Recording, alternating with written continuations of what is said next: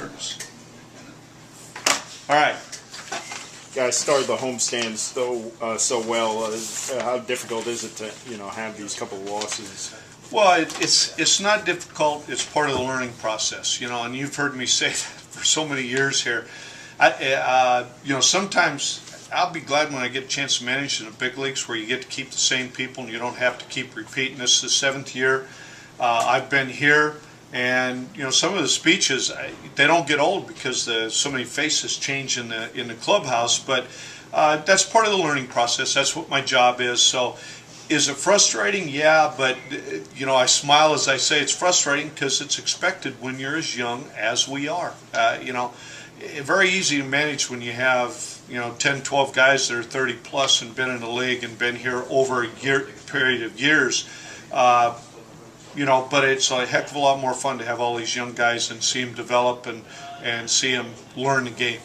So how would you assess how would you describe your mood, especially after today? Was today worse than yesterday? No, and my mood wasn't bad yesterday.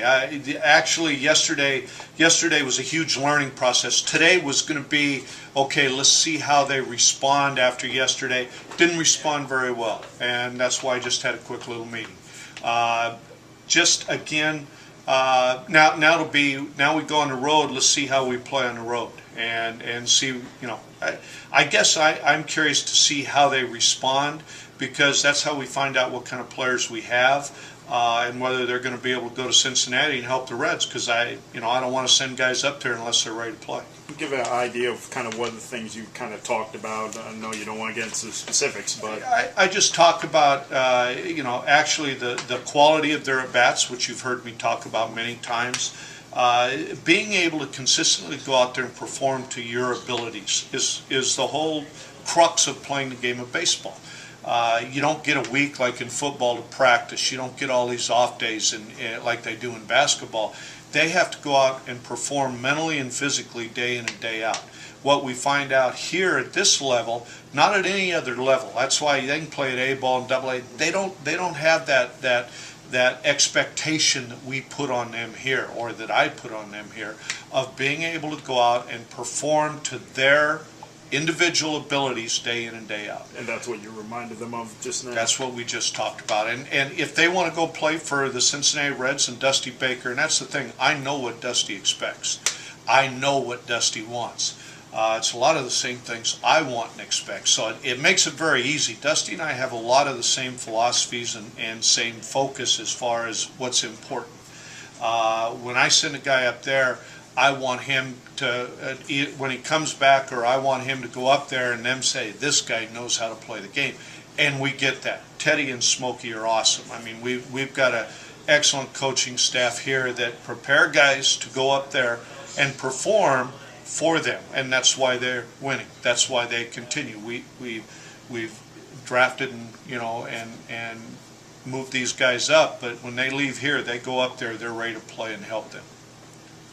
With so much turnover, just a history with the Durham Bulls that you've had the last few years, do you explain that to them? Is that something that you have? How does that work? No, that's of no importance because the rosters have changed. That Durham ball club that we played here earlier didn't have more than a handful of guys that were there last year. So, in the big leagues, there is that history.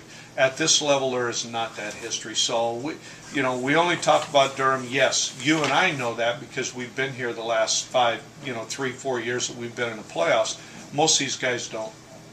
Is that good to kind of lose that memory every time and go at it fresh? No, it's a heck of a lot more fun to have it's a heck of a lot more fun to know your teams. That's why in the big leagues, every time you see the Yankees in Boston play, everybody knows the history. Well, now St. Louis and Cincinnati has that history. Everybody knows that.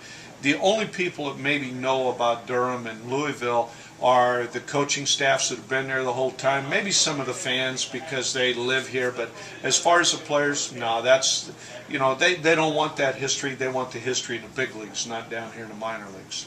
What about their pitcher? How good was he today? How would you evaluate? Well, he pitched a very good ball game. I mean, we didn't square up a lot of balls. It was a bad day for us with the type of hitters we are because the wind was howling in. I would say we probably hit 3 or 4 balls that they caught that on normal days here in this ballpark would have been in the gaps for doubles. So it was not a good day for us as far as the weather, but you still got to overcome that. What about Leak? What do you expect from him? Is he pitching Wednesday? Yeah, he's pitching Wednesday, and we're probably looking at 75 pitches. I mean, it's only been about 3 weeks since he started a ball game. It hasn't been that long, and he'll be fine. Well, I think he should be able to go out there and throw 80, 85 pitches for us. Obviously, he's a guy who went straight from college. Any concern as far as like how he's going to handle this first experience in the minor leagues, or no? No. I mean, this guy handled going to the big leagues. He should have no problems coming back here. I mean, sure, there's disappointment. Anytime you come back, I don't care who you are, there's disappointment because there's nothing better than being in the big leagues. But if he handled it going straight to the big leagues as well as he did last year, he'll handle this here. Thanks for doing our job, Michael Grant.